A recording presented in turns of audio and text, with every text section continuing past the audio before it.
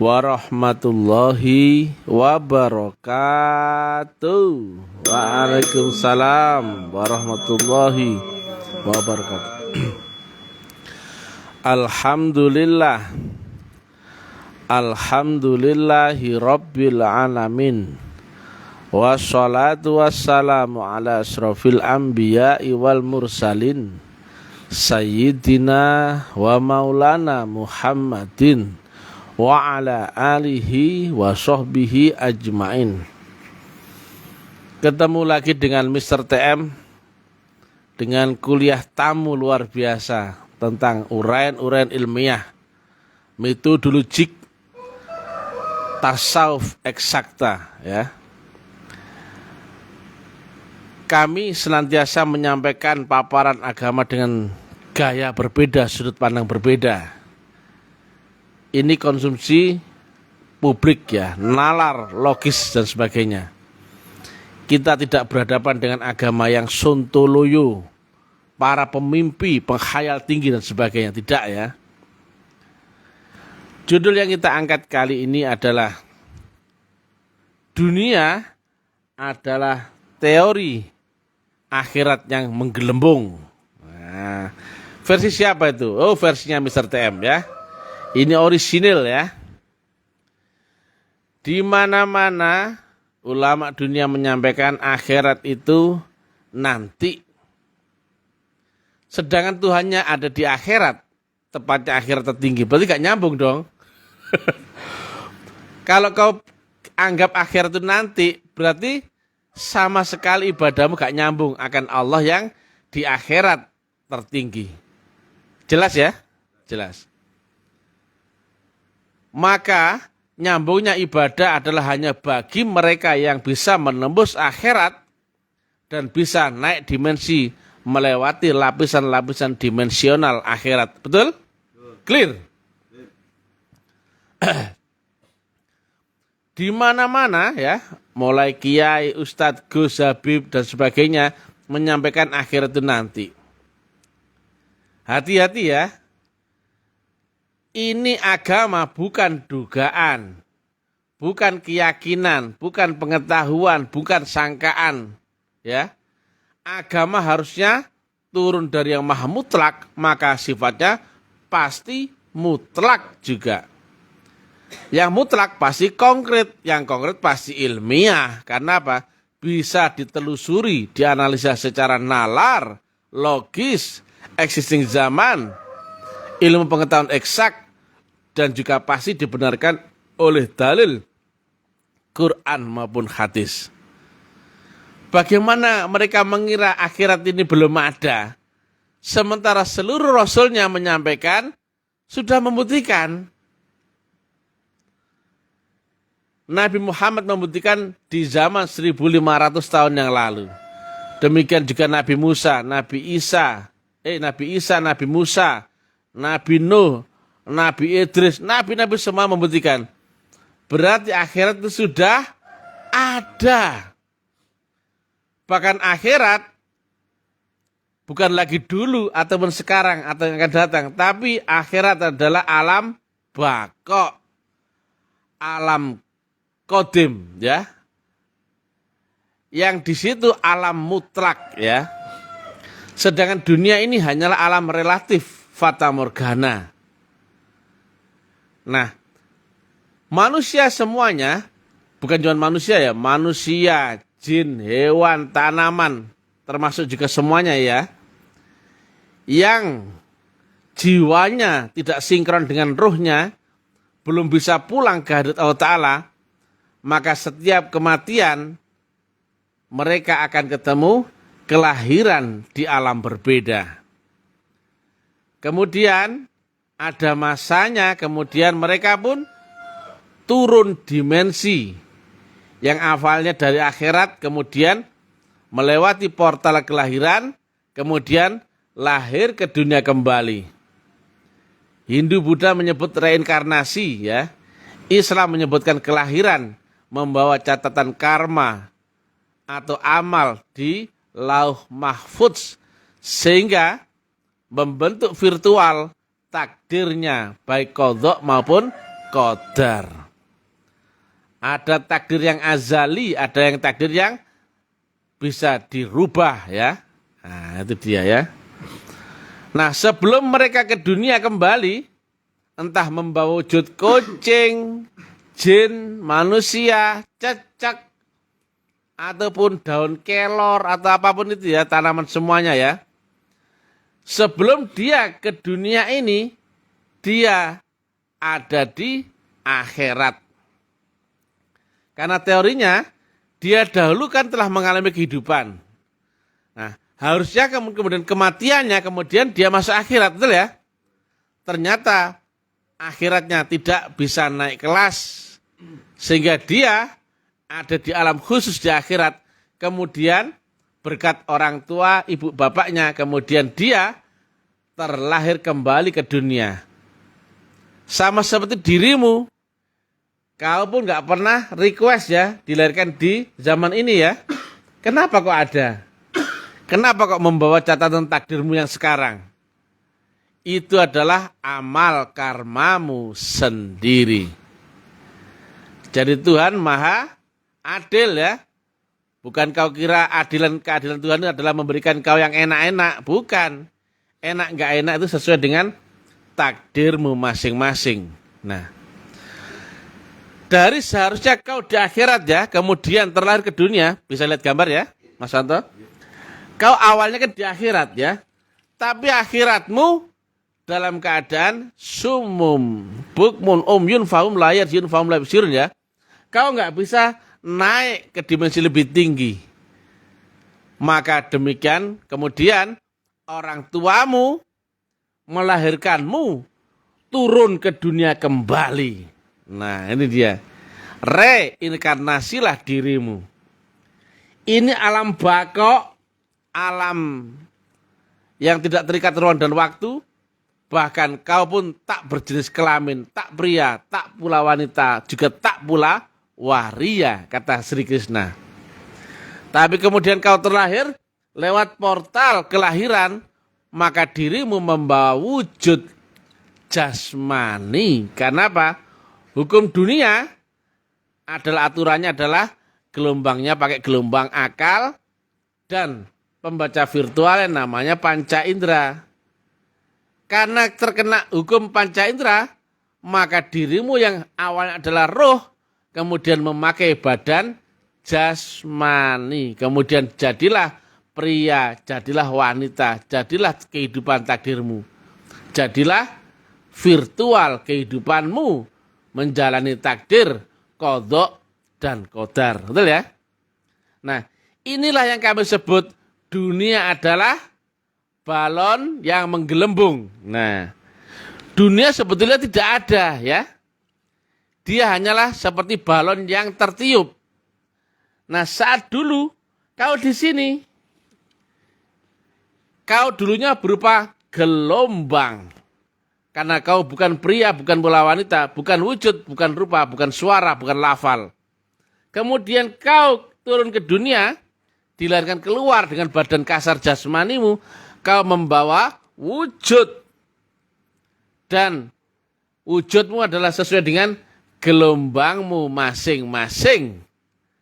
Ada yang membawa gelombang alam bawah sadar, ada yang membawa gelombang sadar, dan ada yang membawa gelombang jauh di bawah sadar lagi.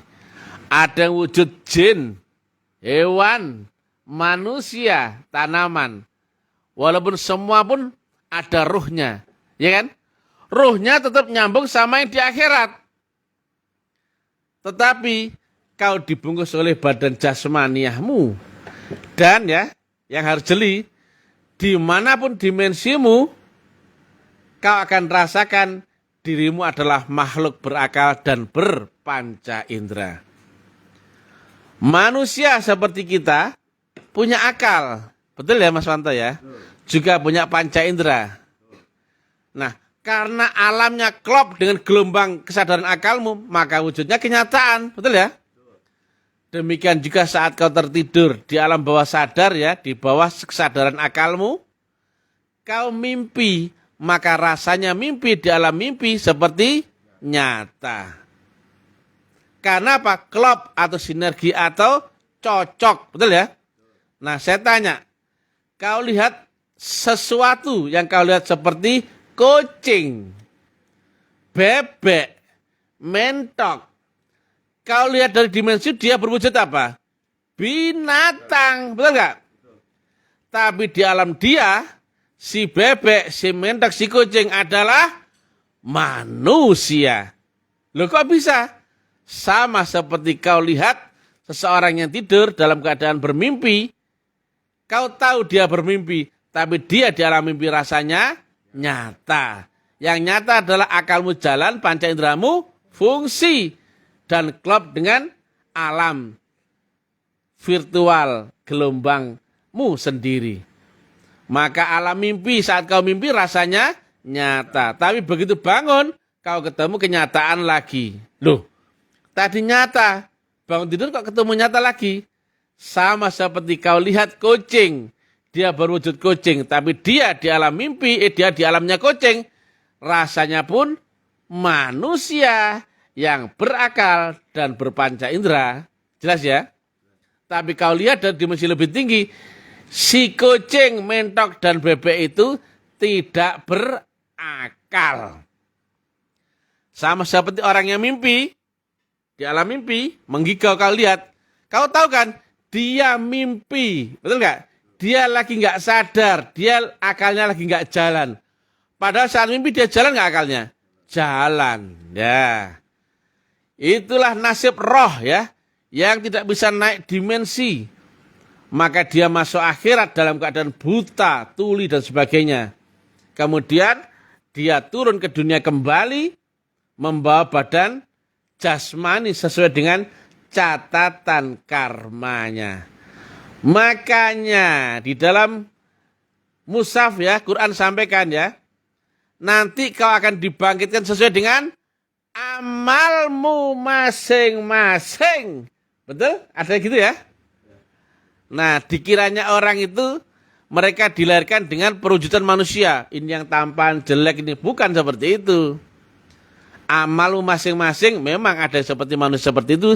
Dan ada juga membawa perwujudan binatang, jin, siluman, hewan, tanaman, demikian juga bendawi. Makanya disebutlah tingkatannya ya, bendawi, nabati, hewani, manusiawi. Ya, jelas ya? Nah, itulah nasib orang-orang yang tidak bisa melewati akhiratnya, belum bisa sampai ke akhirat Allah Ta'ala. Makanya kami sering terangkan ya, agama itu harusnya adalah adanya hubungan dirimu dengan Allah Subhanahu wa Ta'ala. Kalau nggak ada hubungan itu bukan agama ya. Sholat yang ada hubungan baru disebut agama. Ngaji Quran ketika ada hubungan dengan Allah yang disebut membaca ayat-ayat qadim, kitab qadim, itulah yang disebut agama. Demikian juga puasa, hajimu dan sebagainya. Tetapi jika kau nggak ada hubungan, biarpun jungkir balik ya agamamu, kau tetap kafir. Jelas ya? Awaluddin ma'rifat, akhiruddin ma'rifat. Diawali dengan kenal. Kenal itu berarti pasti ada hubungan. Ya, betul ya? Nah, jadi kenal itu diawali kau tahu dia. Kemudian beserta adalah kau tahu dan dia pun tahu kamu. Dan kemudian beserta dengan dirimu berkekalan. Itu dia ya. Jadi agama bukan syariat. Bukan teori, bukan pengetahuan, bukan sholat, bukan ngaji, bukan apa, bukan.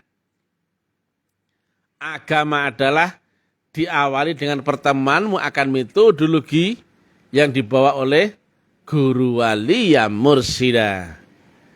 Sholatmu menjadi sholat bangkai yang nggak ada maknanya sama sekali ya. Jika nggak ada hubungan. Membaca Quranmu menjadi sebatas nyanyian ya. Yang itu suara iblis ya. Kenapa? Nggak ada hubungan dengan Allah. Nah, saat di alam kandungan ya, sebelum kau turun ke dunia ya, saya cerita ya, kutiupkan sebagian rohku dan kau bersujudlah. Berarti rohmu adalah bagian dari roh Allah. Berarti dia adalah maha roh. Betul ya? Maka hubunganmu dengan maha roh harus dengan roh juga. Bukan dengan akal. Makanya kata Nabi, udkhulu, masuklah kamu. Yang disuruh masuk entah itu arahan, entah itu perintah. Yang jelas manusia semuanya disuruh masuk. Betul ya? Masuklah kamu ke dalam Islammu dengan kafah. Yaitu apa? Jasmani dan rohani. Karena jika kau enggak memasuki dirimu yang roh, kamu enggak ada hubungan dengan Allah. Dan cara masuk ke dalam diri rohmu adalah baiat kepada guru, waliya mursida. Tapi yang waris ya. Nah ini ya teori dunia adalah balon menggelembung ya. Nah sebetulnya rohmu itu ada hubungan dengan akhirat, rohmu ya. Tapi kau terikat dengan badan jasmani, dengan akal pembaca gelombang, panca indera pembaca virtual. Maka seolah-olah kau lihat dunia ini kenyataan. Padahal begitu kau masuk dimensi rohani ketika kau telah dibayat, kau telah terizinkan masuk akhirat. Kapan itu? Sekarang. Bukan nanti. Bukan khayalan, angan-angan, ataupun halusinasi. Jasmanimu masih di sini, tapi rohmu ada hubungan dengan gelombang nur Allah. Baru kemudian dengan rohmu ya, beserta dengan gelombang nur Allah di Asy-Syura 52, nur kitab dan nur iman, maka rohmu akan mengalami naiknya dimensionalmu atau disebut sebagai mi'raj. Maka berlakulah sholat itu adalah mi'rajnya orang mukmin. Siapa orang mukmin? Orang beriman. Siapa orang beriman? Orang yang mendapatkan baiat nur kitab dan nur iman. Siapa mereka? Yang baiat masuk tarekat. Tapi tarekat ini ya, nggak tahu tarekat yang lain ya. Jelas di sini. Kenapa cari yang abu-abu? Bahkan saking jelasnya ya, saya goblokan, tololkan ya. Ternyata tidak bisa dibantah oleh semua orang ya. Nah itu dia ya. Udah ngapa? Jika saya tidak ilmiah, pasti sudah ditangkap polisi. Tapi karena ini ilmiah, logik, nalar, dan bisa dimengerti, dipahami, terbayang gambarannya, maka orang berbondong-bondong lanjut untuk membuktikan. Islam itu ilmiah dan amaliyah atau bisa dibuktikan. Jadi, akhirat sejak dulu sudah ada ya. Bukan akhirat itu nanti. Tapi kau akan ketemu akhirat setelah kau dibaiat masuk tarekat. Yaitu kau dihidupkan, dilahirkan di dimensi rohmu. Oleh siapa? Guru rohani. Jelas ya? Kalau dulunya kau dilahirkan oleh orang tuamu, yaitu turun dimensi yang keluar lewat badan jasmanimu. Yang awalnya adalah kolbumu full, akalmu zero. Kemudian berjalannya waktu, akalmu full, kolbumu yang zero. Nah, kemudian kau dibaiat, maka akalmu akan dibersihkan, dikosongkan. Dan kolbumu akan menguat. Dan jika kolbu menguat, bukankah itu sebagaimana surat Al-Waqiah 9? Tidak tersentuh itu Quran kecuali roh yang disucikan. Kau telah masuk ke dimensi rohmu dan melewati proses pensucian rohmu. Maka rohmu akan naik dimensi. Karena apa? Rohmu telah ditanamkan unsur nur Allah. Nurun ala nur. Yahdillahu li nurihi mayyasha. Nur yang ditanamkan dalam qalbumu saat bayat itulah nur yang datang dari sisi Allah Ta'ala. Yang kata orang adalah kias sebagai surganya. Maka ibarat balon diisi oleh karbit, ya orang desa kan karbit ya, maka dia akan terbang ke atas. Kecuali jika dia terikat dengan tali, betul ya? Maka jika tali-tali ketergantungan makan dunia dipotong-potong, balon itu akan otomatis terbang mi'raj ke dimensi yang lebih tinggi. Dan balon itu akan berhenti, yang mana saat itu adalah kondisi di dalam balon sama dengan yang di luar balon. Yaitu isi kamarnya, isi gas kamarnya adalah sama. Kalau di air kan ada suhu termalnya sama ya. Nah, kalau yang di ini adalah isi yang di dalam balon itu sama dengan isi yang di luar balon. Maka di mana kau kembali? Inna lillahi wa inna ilaihi rajiun. Yang datang dari sisi Allah yang ditanamkan dalam kalbumu itulah yang akan menuntunmu pulang ke hadirat Allah Ta'ala. Kembali ke sisinya. Ya ayatuhan nafsul mutmainnah. Irji'i ila rabbiki radiyatan mardiyah. Fadkhuli fi ibadi wadkhuli jannati. Manusia yang tidak tanamkan nur Allah nggak akan bisa kembali. Karena dia nggak bisa masuk ke diri rohnya, nggak bisa masuk akhiratnya, nggak bisa naik dimensi langit akhiratnya, dan nggak bisa pulang kepada Allah yang di Malik Yaumiddin, di ujung langit akhirat tertinggi. Bullshit orang cinta agama jika tidak lewat metodologi. Bullshit agama jika tidak lewat wasilah. Dan bullshit kau cinta wasilah jika tidak ketemu dengan sang pembawa wasilah. Itulah syahadatmu. Kau bertemu dengan Allah, Tuhanmu yang wujud di dunia ini. Dan kau ketemu dengan Nabi Muhammad yang utusannya, yang di zamanmu sendiri yang kau lihat dengan mata panca indramu langsung, bukan dengan angan-angan.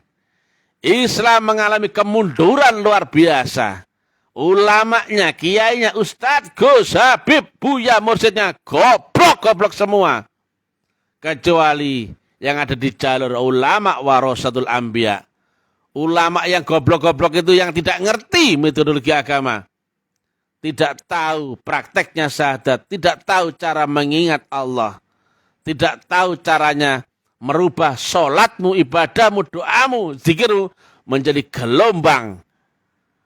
Dan gelombang itu harus kau salurkan lewat frekuensi yang sama yang dibawa oleh guru waliya mursyidah.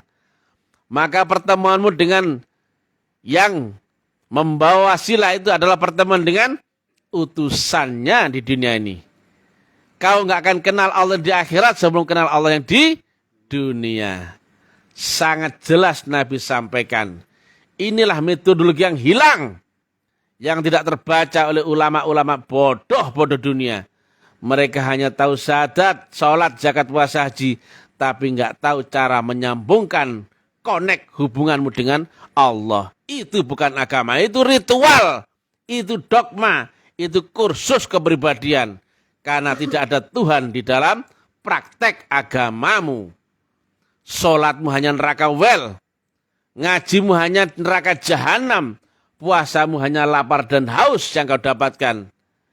Dan ulama-ulama yang gak ngerti, makanya gak bisa mengkoreksi. Karena mereka anggap Islam sedang baik-baik saja.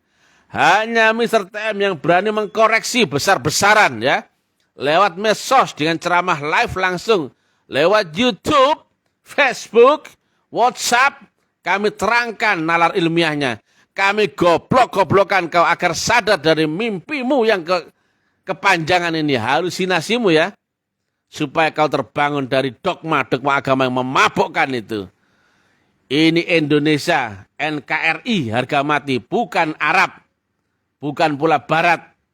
Jangan kau dijajah oleh budaya, jangan kau dijajah oleh dogma kearab-araban. Jadilah dirimu sendiri. Jadi agama itu bermula dengan pertemuanmu dengan sang pembawa wasilah. Kemudian kau ketemu dengan wasilahnya. Dan kau ketemu dengan ujung wasilah itu yaitu Allahu subhanahu wa ta'ala. Kongret! Mutlak! ilmiah, sangat gamblang, sangat mudah dimengerti, nalar, logik tinggi, sesuai dengan hukum, kaidah, ilmu pengetahuan, ilmu pasti ya. Tidak bisa dibantah, walaupun saya bacotkan ulama dunia, tetap kritiknya Mr. Tem nggak bisa kalian bantah. Saya tunggu kalau mampu. Apa yang kau saksikan dalam syahadatmu, tolol. Dan apa yang kau ingat dalam sholatmu, goblok. Ya, apanya Allah yang kau ingat ya. Mustahil kau bisa ngerti. Karena ini bukan ranah ilmu teori lagi. Teori nggak mungkin bisa menjelaskan caranya praktek, betul ya? Caranya praktek harus lewat metodologi. Karena apa? Lihat di gambar ya. Jika kau masih beribadah dengan badan bangkaimu, nggak akan kau menembus akhirat. Maka akhirat cuma mimpi khayalanmu saja. Nah, siapa mereka yang bisa menembus akhirat? Yang lewat metodologi. Hanya mereka yang bisa membuktikan ini, barulah ketemu pengetahuan. Hanya orang yang bisa praktek membuktikan akhirat, mereka yang bisa cerita. Kalau orang yang nggak pernah mengalami, pasti hanya sebatas dugaan prasangka. Dan kau nggak akan bisa menduga. Tunjukkan apa yang kau saksikan dalam syahadatmu. Goblok. Jiancou. Tae. Asu. Cukimai. Tailaso. Padek jeleng. Agamamu cuman omong kosong. Yang tidak ada powernya, tidak ada potensinya. Loyo sontoloyo ya. Beda dengan agama sama dengan Mr. Dem. Ya'lu wala yu'la alaih. Rahmatan lil alamin. Dan juga ilmiun wa amaliun. Bangun. Kau mabok dogma agama. Cuman mabok teori bacaan, ceramah, diskusi. Sama sekali kau nggak bisa membuktikan akhirat. Nggak bisa syahadat. Nggak bisa ingat Allah. Nggak bisa salat nyambung. Agamamu cuman agama bullshit. Omong kosong. Islam cap taek. Berbeda dengan Islamnya bermetodologi. Jelas. Sangat tinggi. Ilmiah. Waris daripada junjungan Rasul Muhammad. Beda dengan yang ini tadi. Islam taek. Islam cerita. Islam katanya. Islam bacaan. Islam mudzakarah. Tanya jawab. Islam yang nggak pernah kau buktikan sama sekali. Assalamualaikum warahmatullahi wabarakatuh. Haleluya. Suksma puji Tuhan. Assalamualaikum.